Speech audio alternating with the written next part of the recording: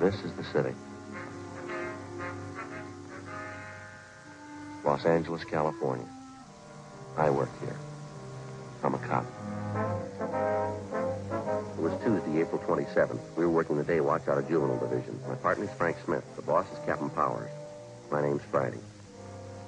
We got a call from one of the richest neighborhoods in the city. One of the residents reported a 10-year-old boy and his sister were going from door to door begging for food. We had to find out why.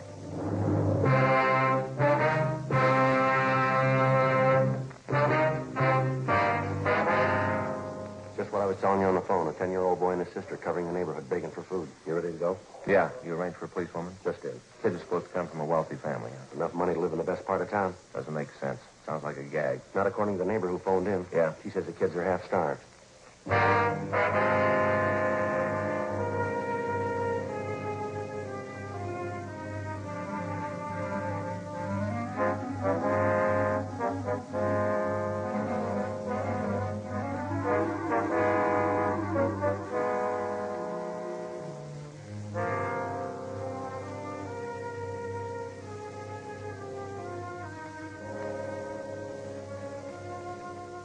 Frank and I drove out to a mansion in one of the wealthiest parts of town. The other homes in the neighborhood were just as large, $50,000 and up. It was the last place in the city that you'd expect to find neighborhood children begging for food.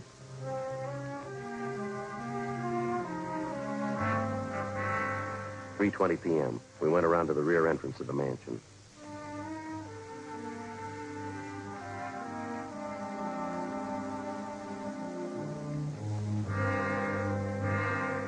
We located the woman who'd called in the complaint, a Miss Jeanette Behan. She was employed as a laundress and cook by the owners of the house. They are from the house next door, officers. The children. As I explained on the phone. A boy about 10 years. A girl, 6 years old, I guess. Which side do they live on, Miss Behan? The house on the corner? No, the other side. Up here. Brown and white house. Are the children there now, do you know? No, but they were here this afternoon again. Here to the back door. Asking for something to eat. I do not understand it. Something must be wrong. Have they been around often, Miss Behan? 2 or 3 days. Maybe 4 days. At first, I thought they were fooling. But they were not. I gave them cookies, sandwiches. They were very hungry. They ate like they were starving. The little girl saved their cookies. She took them home with her. How about their parents? They home now? Excuse me. The potash.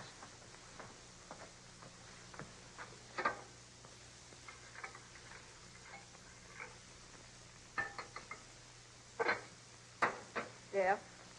That's better. Yes, ma'am. No. I have not seen the mother the last few days.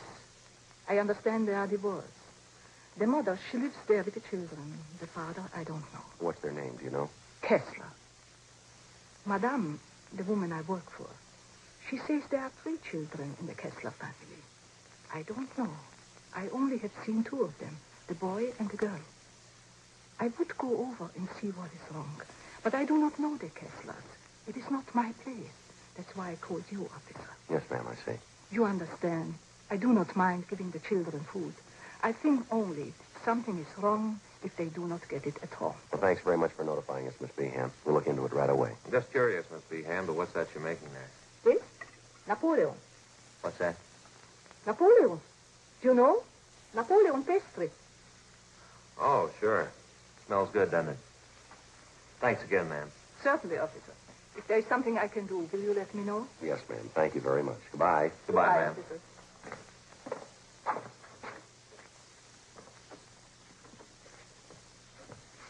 You know, it's funny, Joe. What's that? Those Spanish women make fine cooks, don't they? Spanish. You sounded Viennese to me. Oh, sure. French pastry.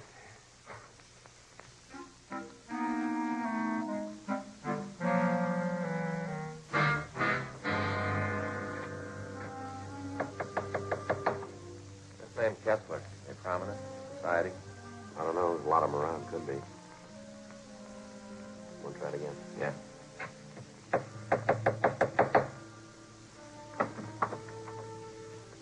Yes, Your name Kessler?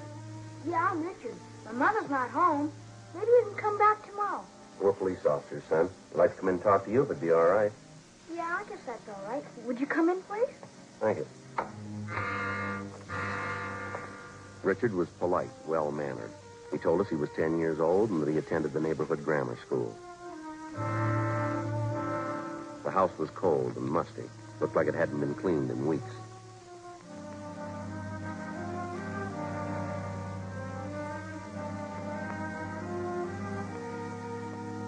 The boy showed us back to the kitchen where he was warming a can of soup that he'd borrowed from a neighbor. What do you want to talk to me about, officers? I haven't done anything wrong. We know that, son. We'd just like to find out how you've been getting along. Well, I've been getting along all right. I got 2 A's and 4 B's on my report card last month. Mm-hmm. Where's your sister, Dick? Judy? Oh, she's just down the street. She'll be back in a minute. Well, how about your mother? Where's she? Oh, she's out, too. She'll be back. When do you expect her, son? Pretty soon. She'll be coming back pretty soon. Now, your sister, Judy, she's younger than you are, isn't she, Dick? Yeah, she's 6. I'm 10. Any other grown-ups live here with you besides your mother? No, Mom takes care of us. She'll be coming back pretty soon. I'd like to have you tell us the truth on this, son. How long's she been gone? I don't know. It's probably important. It's taken her a long time. If you come back tomorrow, she'll probably be here. When's the last time you saw her, son? Son, how about it? A couple days ago. Well, this is Tuesday. You mean she left the house Sunday? No, last Friday night she went out. She said she'd be back. I don't know. Did she say where she was going, son? No, but her boyfriend was here, Larry. I don't know his last name. She went out with him to a party, I think. I don't know. She'll be back all right. Did she leave anyone to take care of you? No, we could take care of ourselves. Nobody fixed the cooking, though. Yeah, I better take a look at that soup. I'll get it, son. Has your mother ever gone off like this and left you before, son? Maybe once or twice. She never stayed away this long, though. What's the matter, son? Well, it's Johnny, officer. Johnny hasn't eaten very much. He must be hungry by now. I was fixing the soup for him. Where is Johnny? In the nursery. He's got a bad cold. Mom knew Johnny was sick. That's why I've been wondering. She hasn't been back yet. I don't think Johnny's feeling well. Well, how long has he had this cold, son? A couple days before Friday, before Mom left. Mm-hmm. How old is he? Oh, Johnny? He's just a little kid. He won't be 2 years old till July. I've been wondering about him. At first, he coughed a lot. I've been feeding him milk and potato chips, same as Judy and I have. I don't know. Mind if we take a look at him, son? Yeah, all right if you want.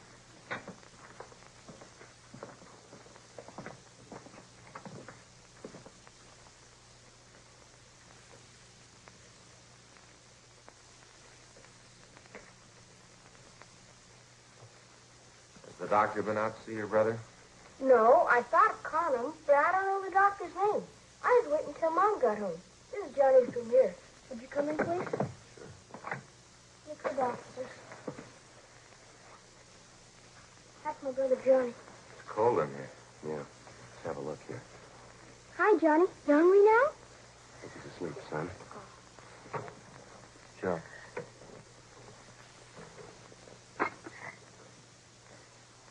Yeah, look at his eyes. Yeah, better get an ambulance. Tell him to hurry. Right. What's the matter, officer? What about Johnny's eyes? He'll be all right, son. He's been acting awful quiet, hardly moving around at all. Most of the time, he's jumping around the crib like anything. Has anyone at all been in here to see him since Friday? Yes, sir.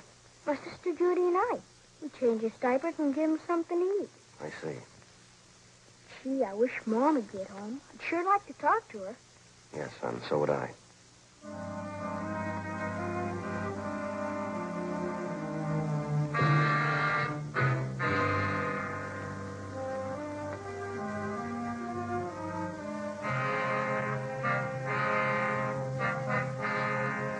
.3:48 p.m. We put in a call to the office for a policewoman. Then we got in touch with Ray Pinker at the crime lab, and he sent out a man to photograph the condition of the Kessler home and the children. The ambulance arrived, and little Johnny Kessler was taken to the general hospital in a critical condition. The 22-month-old boy was in a coma.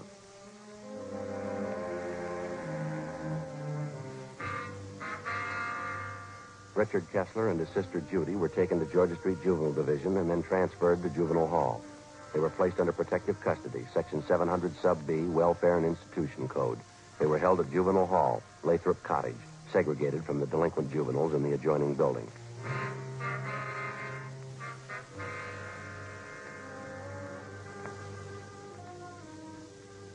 Richard and Judy were given a bath and something to eat. Judy was interrogated separately by a policewoman. Frank and I talked to the boy, Richard. After a few minutes, he broke down and admitted that his mother had gone off and left the children alone on at least a half a dozen occasions. He told us his parents were divorced. He rarely saw his father, but his mother had had 2 or 3 boyfriends at the house during the past year.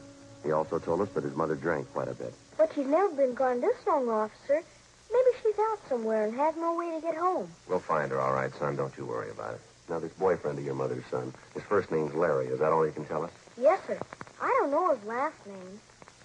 Are you going to keep us here all night, Judy and I? Well, it's just for a day or so, son. They'll take good care of you. Where'd they take Judy? She's right next door. You can see her in a minute. I'd like to see her right now if I could. I'm worried about her. All right, son. I'll see what I can do. Now about my brother Johnny. I'd like to take care of myself if I could. He gets pretty fussy around strangers. Well, they've got him over at the hospital, son. They'll take good care of him. You can count on that. I don't know, officer. He gets pretty fussy. All right, we'll see if we can fix that up for you, too. Now, there's one thing I'd like to know, Dick. Do you have any relatives in Los Angeles? Any aunts, uncles, anyone like that? No, just my father, but I don't know where he lives. A nurse used to take care of us, Mrs. McIntosh. She was swell, but Mom fired her. Oh, how'd that happen? Would you know? No, I don't know. Maybe Mom was drinking. Miss McIntosh got mad at her. They had a big fight. Then Mom fired her. Now, this Mrs. McIntosh, do you know where you can find her? No, sir, I don't. Now, how about the other boyfriends your mother had, Dick? Do you remember any of their names? No, one of them was George something. I don't remember the other one. Joe? Yeah. See you a minute. Sure. Excuse me, I'll be right back, son.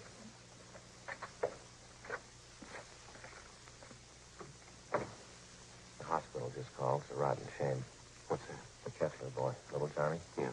He just died.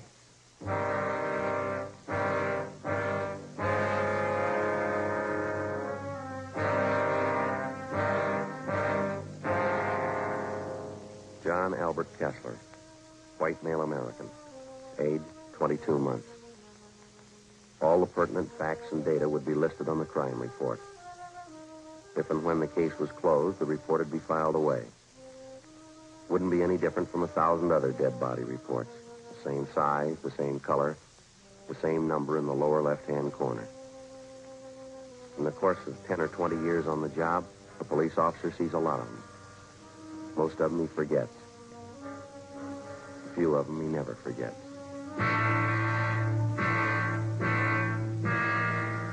The next morning, the body was posted at the county morgue. It was found that the youngster had been suffering from malnutrition. The cause of death was due to a basal skull fracture. Homicide detail was notified. The search for the mother, Mrs. Jean Kessler, went on. We talked to her neighbors, all her friends that we could locate. We checked out an address book we found in Mrs. Kessler's personal effects. No luck. We got out a broadcast in an APB. Thursday, April 29th. Anything? Another blank. I was just thinking, Joe, the 2 kids, Richard and Judy. You think it might have happened that way? What do you mean? Well, they were taking care of little Johnny. They might have had an accident with him and afraid to tell us. Well, it's a possibility. Better chance it was somebody else, though. The mother? Well, we know Mrs. Kessler drinks quite a bit. She could have lost patience with the little fella. More chance of an accident there, don't you think? Yeah. Juvenile Friday. Oh, yeah. How are you, Bert? You did, huh? What was that? I see. Yeah, you bet it does. Thanks very much, Bert. Bye. Might be something. Yeah. Woman answering Mrs. Kessler's description checked into a hotel on South Hope last night. Still registered? Checked out early this morning. She left a sport coat in the room. Yeah. Blood stains on it.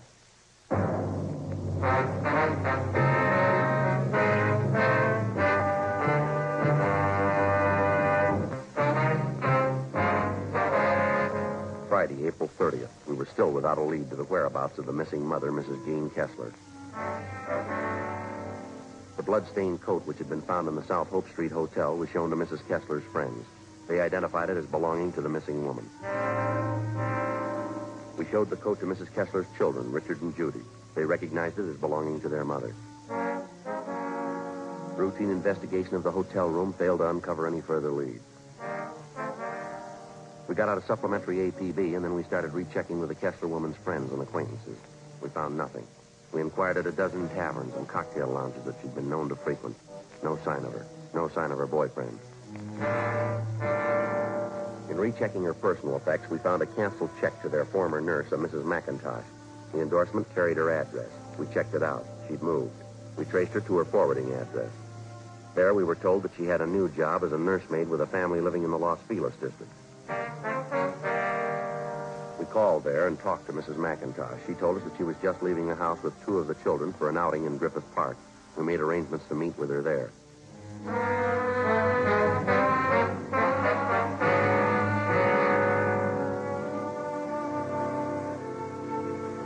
At 1:55 p.m., we located Mrs. McIntosh in the Griffith Park Zoo.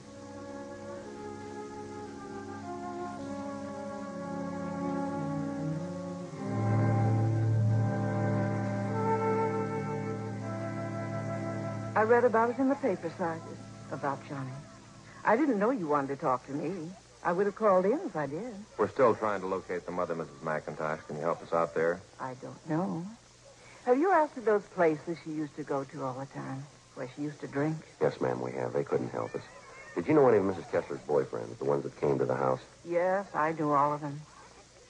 Donald, don't you wander off now. Same for you, Patsy. Stay close. Now, the boy Richard was telling us about one of the boyfriends, ma'am. Name's Larry. Oh, yes. Donald, you heard what I said. Stay close. Yes, I knew that, Larry. Do you remember what his last name was, ma'am? Yes, Carpenter. Some kind of an actor in the movies, I think. Larry Carpenter. You know where he lives? No. I think he had an apartment in Hollywood. I wouldn't know the address. What kind of a man is this Carpenter? I mean, his temperament, things like that. Lazy. I don't know how much money Mrs. Kessler spent on him. Did the two of them ever argue? Did they ever have any fights, would you know? All the time. He had a terrible temper. Did he ever strike Miss Kessler? Oh, yes. I saw it happen several times. How did this Carpenter act toward the children, Mrs. McIntosh? Indifferent, I guess. They annoyed him sometimes. Lord only knows what happened after I left. And that was after you had the argument with Mrs. Kessler. Yes, it was about her drinking and her boyfriends and all the rest. I just got sick of it. I told her what I thought. She just wouldn't admit she was getting old.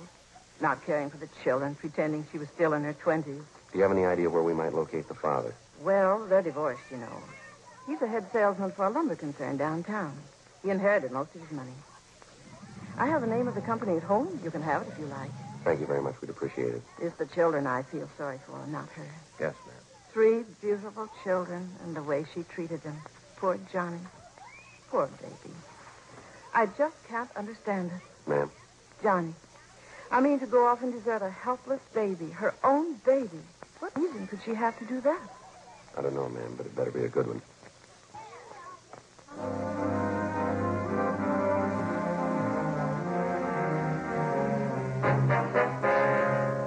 Friday, 4 p.m. Mrs. McIntosh called us at the office and gave us the business address of the missing woman's ex-husband, Richard Lane Kessler. We went there to see him, but they told us that Kessler was away on a week's vacation. They had no idea where to contact him, but he was expected back in a few days. We called Central Casting and asked them to check their talent list for an actor by the name of Larry Carpenter. They had no such name listed. Saturday, May 1st.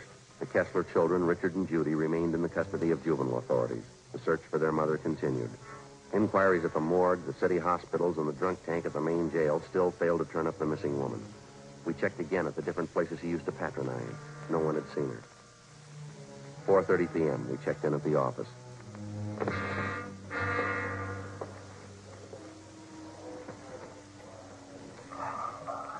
A lot of mileage today. Yeah, we haven't got much to show for it, have we? No. Not going to be much fun for those Kessler kids next Sunday. Why? What do you mean? Second Sunday in May. What about it? Mother's Day. Yeah. Thanks. Here's a good piece of news. What's that? Kessler woman's boyfriend, Larry Carpenter. Yes. Says he saw his name in some of the stories that broke in last night's papers. Doesn't want us to consider him a fugitive. Yeah. Says he'll be at his club all day today. Let's go. Says here not to disturb him unless we think it's important.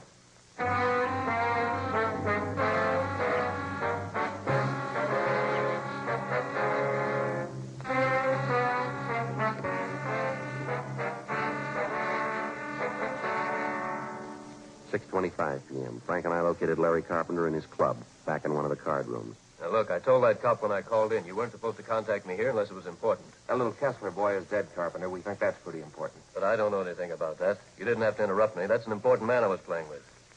What do you want to know? Where's Miss Kessler? What? Why ask me? I don't know. You're a pretty good friend of hers. You were the last person seen with her. That was a week ago. Went out to a party last Friday night. I haven't seen her since the following Monday. Yeah, last Monday. I'm through with her anyway. What do you mean? Well, I got sick of her, that's all. Pawing all over me, asking me to marry her. I just got sick of her. It wasn't worth it. You took money from her? Yeah, a little bit to tide me over. She had plenty. Why not? Where'd you last see her? I can give you the address, but keep your voices down, will you? I wouldn't like this stuff to get around the club. Were you at another hotel with Mrs. Kessler last week? Yeah, on South Hope, around 9th Street, I think. That's where you found her coat, huh? What do you got to say about that? The bloodstains? Sure. Crazy dame. I told her I was through with her, and she tried to hit me with a bottle. Cut herself. I tell you, it just wasn't worth it, that's all. Yeah, well, I guess you can prove everything you're telling us, huh? Of course I can prove it. It's the truth. What about the little boy? How'd that happen? I didn't have anything to do with it. It wasn't my fault. How'd it happen? It was that Friday night, just before we left the house. The old lady and I were having a few drinks. She put the little kid to bed, but he wouldn't stay there. He kept getting out of bed and pestering us. All right, go on. She finally took the kid, gave him a good spanking, and threw him back in bed.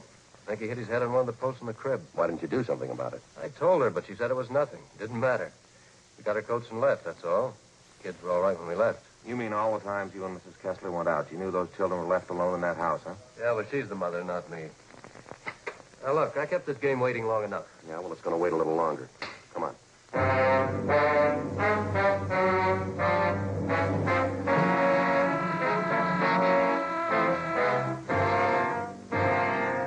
Larry Carpenter was taken downtown and held for questioning on suspicion of murder. He gave us the address of the hotel where he'd last seen Mrs. Kessler. Frank and I checked out the address. The desk clerk told us that a woman answering Mrs. Kessler's description was registered in a room on the second floor. Boy, they sure like their music here, don't they? Yeah.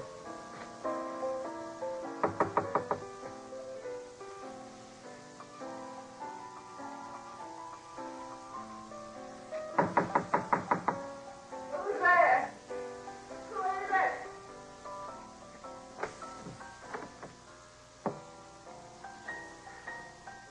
You Mrs. Jean Kessler? Who are you?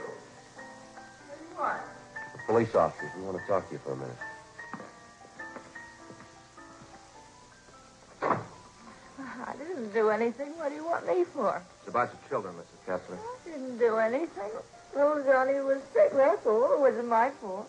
I didn't do anything. That's not what Carpenter says. Larry? Have you seen him?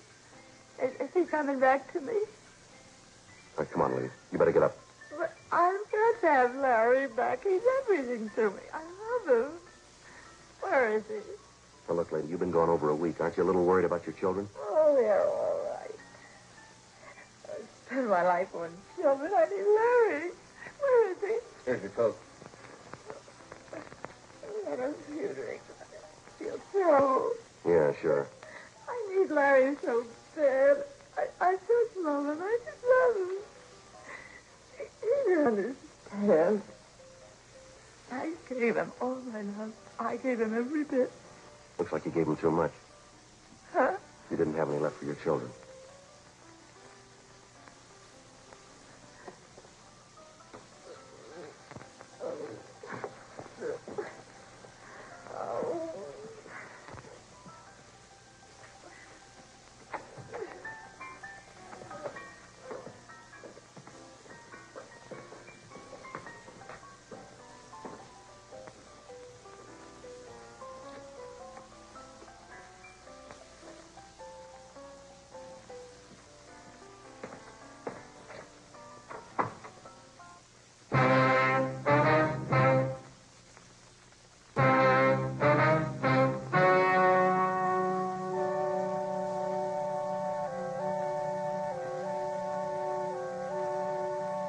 On July 2nd, trial was held in Department 87, Superior Court of the State of California, in and for the County of Los Angeles.